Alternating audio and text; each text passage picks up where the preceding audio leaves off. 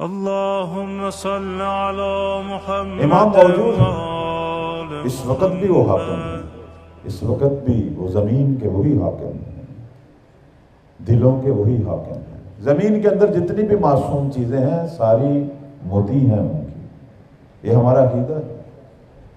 بعض دفعہ لوگ یہ کہتے ہیں کہ آپ کا امام تو غائب ہے، آپ امام سے کیا لیتے ہیں؟ بعض دفعہ ہمارے بھائی ہم سے یہ سوال کرتے ہیں، وہ کہتے ہیں دیکھیں جی ہم بھی امام مہدی کے قائل ہیں، لیکن ہمارا یہ عقیدہ ہے کہ وہ آخر زمان میں پیدا ہوں گے اور جب جوان ہوں گے تو اپنا قیام شروع کریں گے۔ لیکن یہ اب شیعوں نے جو 1200 سال سے یہ عقیدہ بنایا ہوا ہے کہ آپ کا امام پیدا ہو چکا ہے اور ہے بھی غائب، تو اس کا آپ کو کیا فائدہ ہو رہا ہے؟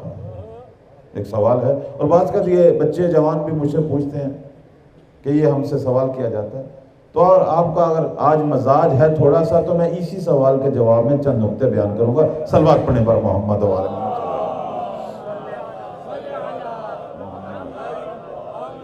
ان کو یہ نہیں پتا کہ ہم شیعوں کے نزدیک امام ہوتا کیا ہے۔ وہ سمجھتے ہیں امام حاکم ہوتا ہے، انہیں نہیں پتا کہ ہم شیعہ امام کو حاکم نہیں سمجھتے۔ حاکم تو امام کے لیے بہت چھوٹا سا ہوتا ہے، کسی کی مملکت کا حاکم ہونا، یہ تو امام کے غلام ہوتے ہیں حاکم۔ امام وہ ہوتا ہے جو زمین کی نبض جس کے وجود سے چل رہی ہوتی ہے۔ امام وہ ہے جو حجت خدا ہے کہ لولا الحجت لسقط الارض باہلہا، کہ اگر حجت نہ ہو زمین پر جو کچھ بھی ہے اسے زمین اپنے اندر نگل لے گی۔